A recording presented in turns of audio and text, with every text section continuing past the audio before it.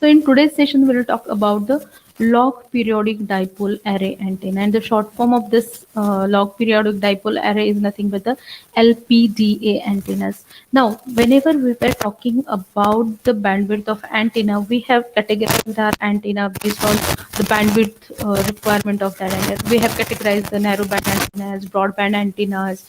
Then we have discussed about some antennas which are frequency independent antennas. So we can say their characteristics doesn't depend on the frequency of that particular transmission. Okay, so you can say this antenna satisfies that kind of the characteristics. So this is a frequency independent antenna. So if I'm going to discuss about this antenna, the definition tells me that the LPDA is antenna having a structural geometry such that its impedance and radiation characteristics repeats periodically as the logarithm of the frequency.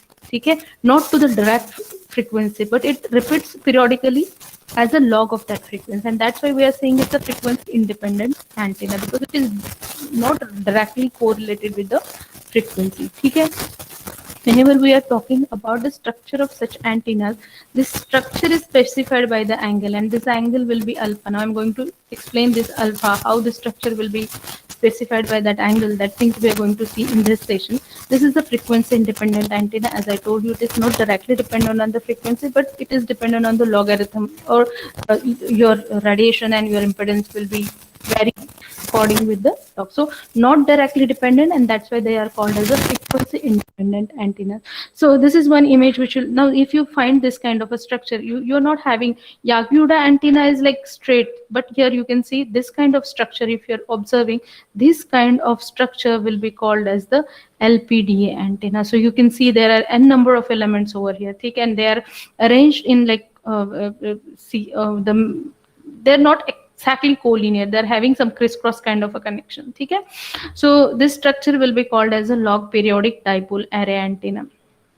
This kind of structure you might have seen somewhere in I think television transmission, or I think this is the structure which you majorly observed on your mobile towers. So just very much familiar with this kind of the structure. The second one is nothing but, now when I talk about the LPTA, you are having a side by side parallel dipoles. Okay, then straight line through the dipole and meets to form an angle. So if you see the previous image, I'm going to show you another image, whereas it will give you exact structure here. So if I'm talking about this structure, you can see यहाँ पे आपका एक angle form होता हुआ आपको दिखाई दे रहा है. ठीक है, so I can say your straight line through the dipole and meets to form an angle. So as this structure is like this, आपका ये structure ऐसे है, this is nothing but the dipoles how we are going to put there, and the connection is crisscross like this, and that's why ये एक angle form करता है, and this angle is called as the alpha. So all dimension increase in proportional to the distance from the origin. If this is the origin, आपका जो भी dimension से increase होते जाएगा, the length and the angle, distance and that thing. Frequency independent structure, I have already given why it is called as a frequency independent structure. So this is all about the log periodic antenna. Now we'll see how it is like designed here. So I need to like use another color so that I can write something here on this page. Okay, so you can see here, this is nothing but the input given to this antenna.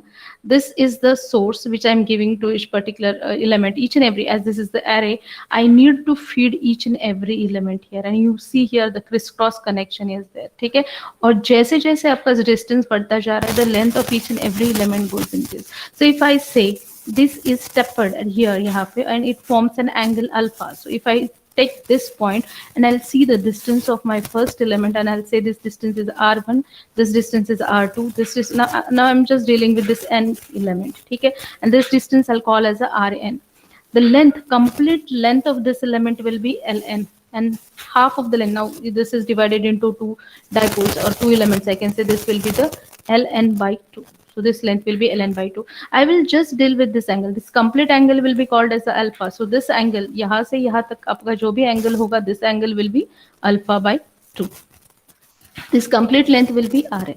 Okay, so if I take only Rn and then Ln, this also will be from here to here, this will be Rn. Okay, so if I deal with the nth element, I'll just interested in the scale factor. Now this tau, what is this tau? Tau is nothing but the scaling factor or the scale factor of the LPDA. So if I'm interested in the scale factor, the scale factor tells me the ratio of Rn plus Rn plus 1. So if this is the Rnth element, this will be the, obviously your Rn plus n will be greater than Rn, and this ratio will be always be less than 1.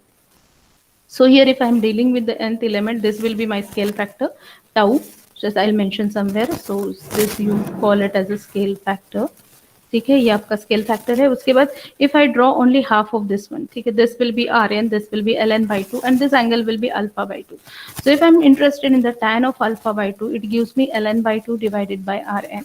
So ln by 2 divided by Rn, and the same kind of equation will be applicable if I consider the n plus 1 वाला element. ठीक है, तो अगर आप यहाँ पे देख रहे हो तो this will be n ln plus 1 divided by 2 divided by Rn plus 1. So this is how that alpha can be calculated.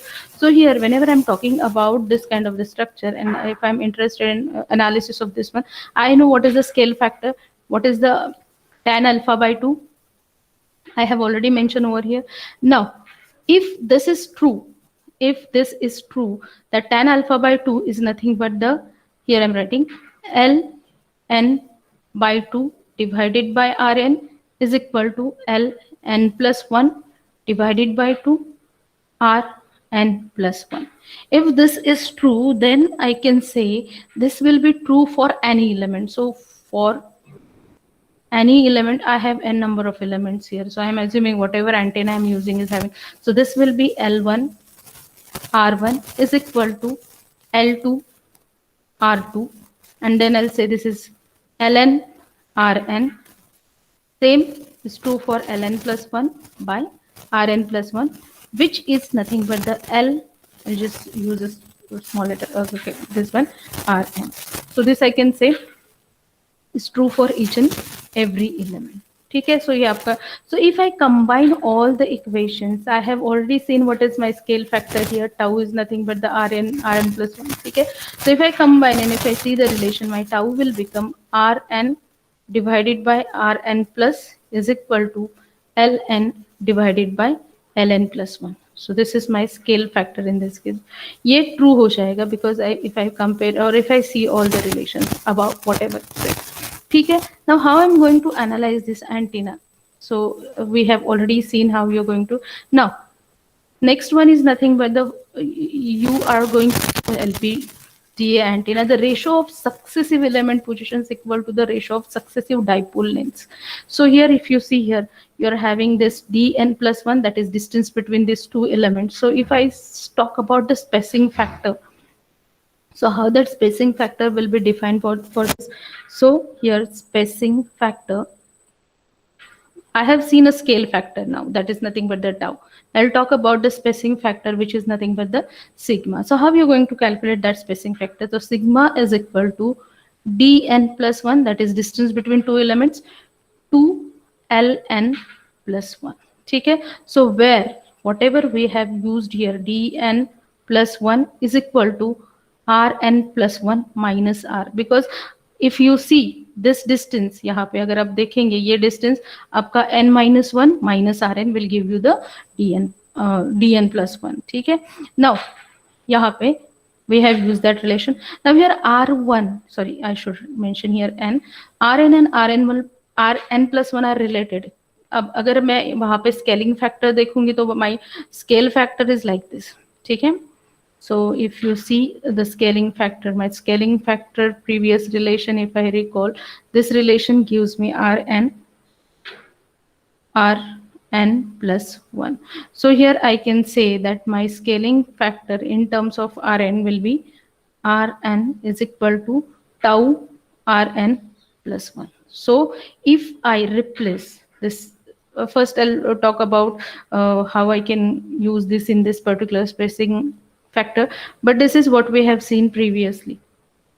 ठीक है, now here dn plus 1 is nothing but the distance, so I'll just put here, I'll just go with this one. अगर आप ये dn plus use कर रहे हो, somebody is trying. Okay, so what is dn plus 1? This dn plus 1 is nothing but the distance between two elements. So I can say Rn plus 1 minus tau r n plus 1. ठीक है, so I have just putted all that values, so I can write here dn plus 1 is equal to 1 minus tau r n plus 1. So here you are getting this relation. Now from this equation I can write r n plus 1 is equal to ln plus 1 divided by 2 tan of alpha by 2. So here all the things you can replace over from the equation which we have used there above by the definition of tan of alpha. If you see here, the definition of tan of alpha by 2 is this one. So you can use this particular in this equation. So I'm getting this kind of thing. So Rn plus 1 is nothing but the Ln plus 1 divided by 2 tan of alpha by 2. So again I'm just putting all that things over there. So I'm just interested in what I'm doing. If I'm interested in the spacing factor, I need to again concentrate on dn plus 1. So again, this is Rn plus 1. The previous equation, this equation will give me another kind of thing. So I'll just use another thing. So if I'm going for t n plus 1 is equal to आपका ये spacing जो है दोनों का वो will be like this. So this is r n plus 1 minus tau r n plus 1. So this is 1 minus tau r n plus 1. I think we have already gone through this one. So if I use this equation, it will be 1 minus tau, this will be ln plus 1 divided by 2 tan of alpha by 2. Okay? Or if I collect these terms together, tn plus 1 ln plus 1 is equal to 1 minus tau divided by 2 tan of alpha by 2. Okay? Now putting all these values in the equation, whereas sigma is nothing but the dn plus 1 divided by this. This is the spacing or the space factor, and this gives me 2 ln. Sorry, this will be 2 ln plus 1. So if you put all these values in this equation, you will get this as a 1 minus tau divided by 4 tan alpha by 2. Okay? So this will be the spacing factor you have got now. So it depends on the, or if I want it in terms of the alpha, I'll write here. So this will be your spacing factor for LPGA. And if I put it in terms of the alpha, my alpha will become 2 tan inverse of 1 minus tau divided by 4 sigma. So again, I can say whatever design is LPDA design depends on the space factor and the alpha. Now we know that this spacing factor will be also expressed here. If I'm interested in this space factor, sigma is equal to dn divided by 2l, and you can express this spacing factor in this way also. So if I'm trying to put all these things here, I can say this will be dn plus 1 2 ln plus 1. So ln plus is equal to dn plus. Now combining all the equations, I'll get a tau is equal to rn plus, this we have already seen, this will be ln, this will be ln plus 1. You can say this will be dn plus 1. So this is nothing but the scale factor which depends on this values, and this will be same. So this again, so typical range of your alpha and tau is given by, so if I'm interested in the typical range of alpha, so this range will be given by, so your alpha will lie 10 degree to 45 degree. So this is the range of alpha. And what about tau? Your tau must be greater than or smaller than or equal to 0.95. It should be greater than or equal to 0.7. So these are the typical range of alpha and tau. So you are not supposed to keep your alpha less than 10 degree and more than 45 degree. Your tau must be less than 0.7 and it must be less than 0.95 and greater than 0.7. So these are the two typical values. Now what will happen if I'm keeping my alpha value very small? Okay, so if I'm keeping my alpha very small, you can say for small values of alpha, the tau will be large. So if you see the relation, if I have already mentioned the relation of alpha and tau, so my alpha is equal to 2 tan inverse of, here you can see alpha is equal to 2 tan inverse of 1 minus tau 46. So if I'm using this alpha here, this is the tan inverse, and then as it's inverse, I can say that as alpha increases, tau will be decreases, and as alpha decreases, tau will increase. So in this case, my tau will be very large, and design requires a large number of elements. So in this case, you require large elements, and your spacing must be close together. Okay, you are not supposed to keep them very large distance. So this is all. So what will happen if you are having large values of alpha? So for large alpha, your tau will be small. So in this case, what you're going to do, this design will be compact design. So you can put all the elements close to, as compared to previous design, you can put them closer, giving smaller number of elements. So you can go for the smaller elements separated by a larger distance. So you can say smaller number of elements. So this is the number of elements. So this is all about the, I can say, if you're using a small values of alpha and if you're going for the large values of alpha. So this is all about the designing of your, I say, LPDA. The next one is nothing but what will happen if I'm going to connect the elements straight. So I'll say connecting elements in, or I can say of LPDA.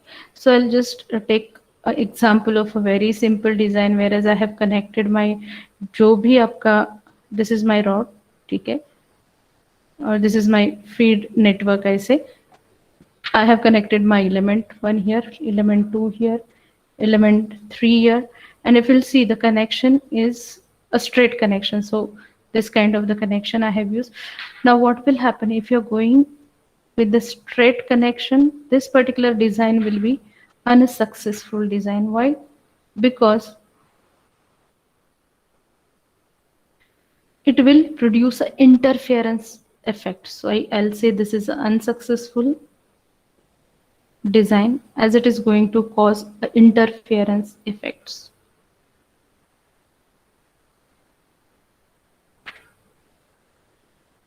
Now what will happen if I'm going to change the design? If I connect it crisscross, the second type of design I'll see here is nothing but the, where I'm connecting this particular dipoles in the crisscross connection. So second will be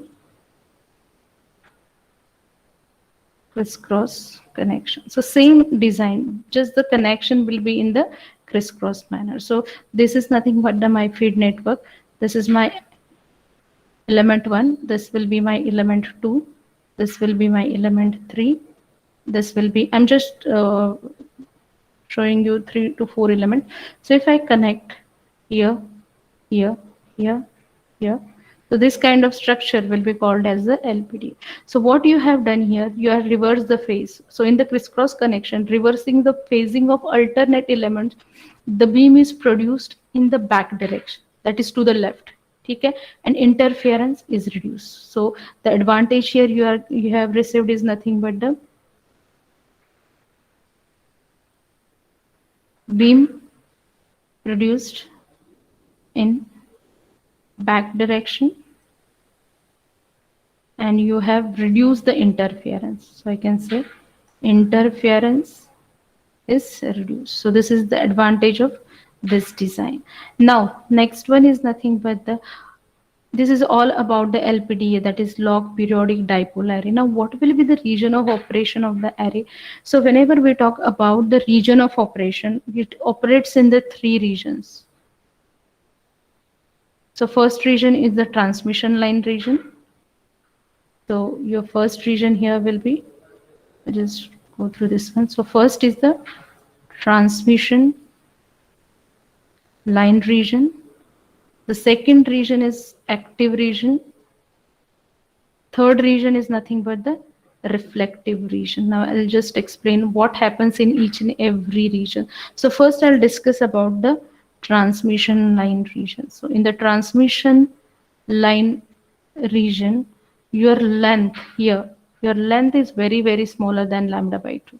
So this is the first thing. The second thing, this is as your length is very less than lambda by 2, your you are having a very high capacitive impedance. So I can say relatively high capacitive impedance. So whenever I'm talking about the radiation for this region, transmission line region, your radiations will be very small and in the backfire direction.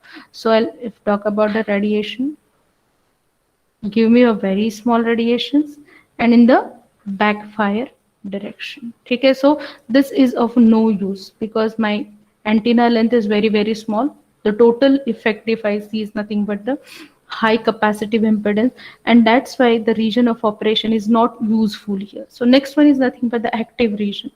What happens in this region? Whereas your length is slightly less than lambda by 2. Okay, it is less than lambda by 2 but it is slightly less than. Now this particular structure will be resistive in nature, so here you will find a strong radiations, and that radiations will be in the backfire direction. So this is nothing but our region of interest. The third region, this is your second region. The third region is nothing but the reflective region. We have dealt about the length which is very smaller than lambda by 2, the length which is slightly smaller than lambda by 2. Here the length will be greater than lambda by 2. So overall effect here will be inductive effect. Okay, what happens in this inductive effect? Energy abstracted and radiated by the reactor, due to which these elements will not you can say contribute in the radiation. So I can say in this region there will be no radiations. Okay, so your energy will not contribute in a radiation. Okay, so these are the three regions, whereas we have talked about the three lengths. Whenever your length is very smaller than lambda by 2, no radiations. When it is, or you can say very small radiation, when your length is slightly less than lambda by 2. So this is our region of interest where actually strong radiations are observed. Third region is the reflective region, whereas you are assuming or you are considering that the length is length is greater than lambda by 2. So overall effective will be inductive and there will be no radiations in this region. Now next one is nothing but the input impedance of log periodic dipole array. Whenever we have talked about the definition of LPDA, we have seen that their radiation characteristics and the impedance characteristics are periodic to the log of that frequency. So if I take input impedance on the y-axis and if I take the log of the frequencies on the x-axis here, so this is the log I can say of the frequency f1, this will be the log of the frequency f2. So, and if I see the impedance characteristics, I'll find this kind of the characteristics. So I can say here I'll get something like this, then this will be the, and then so I can say here. So you can see this is nothing but the, at the log of f1 you are getting the same impedance as the log of f2. Okay, and these are nothing but the impedance variations in between of that.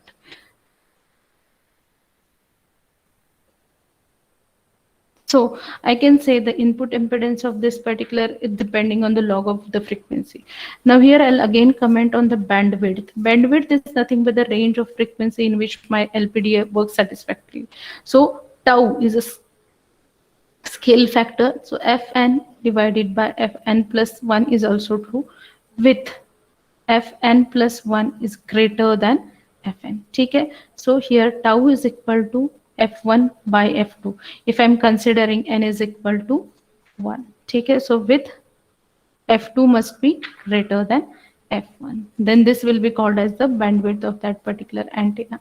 Now again I'm recalling what we have seen in the previous equations, that tau is equal to Rn divided by Rn plus 1, which is nothing but the Ln divided by Ln plus 1, which is nothing but the Dn divided by Dn plus 1.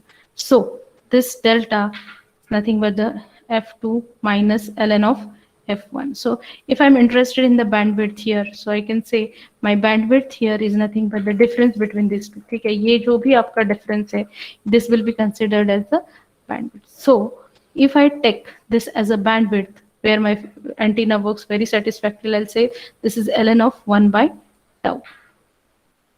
Here you can say your L1, that is the length of first element, is equal to lambda u divided by 2, and the length of your nth element will be lambda L by 2. So here lambda L is the wavelength of corresponding to, obviously your length or your wavelengths are totally dependent on the frequency because it is C by F. So your length 1 will be lambda u by 2 as you are going for the half wave dipole, and this will be the lambda L again by 2. So so I'll say this lambda L is nothing but the wavelength corresponding to FL. FL is nothing but the lower frequency, and I'm considering this is nothing but the upper frequency, and in between this your bandwidth will be there.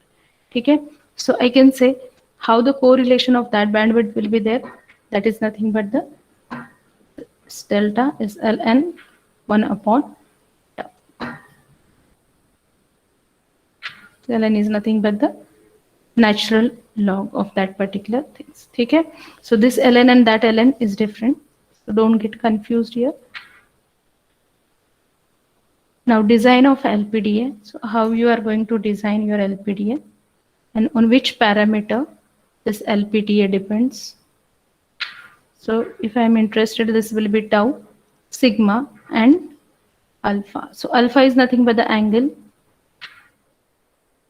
They correlates like this. So 1 minus tau divided by 4 of sigma. Whereas we have seen L1 is nothing but the lambda u by 2 and L2 is ln the same. So if I'm talking about this L1, this will be lambda u by 2, the first element, and the nth element must be of a lambda L by 2. As you are dealing here with the half wave dipoles, you must know half wave dipoles always works at this length lambda by 2. ठीक है, लेकिन if I know what is my lower frequency limit यहाँ पे FL and what is my FU, so you are going to design your element 1 and my lambda L is nothing but the C by FL, my lambda U is nothing but the C by FU. So your first element and your last element must be designed in that contrast, that you must take care that what frequency you are using and what should be the length of. So always your design depends. If I'm trying to design any log periodic dipole array antenna, I must know what tau, that is scale factor, what is the spacing factor, and what should be the angle there. Okay, so these are nothing but the design constraints of the LPDA. So I think this is all about your log periodic dipole array antenna.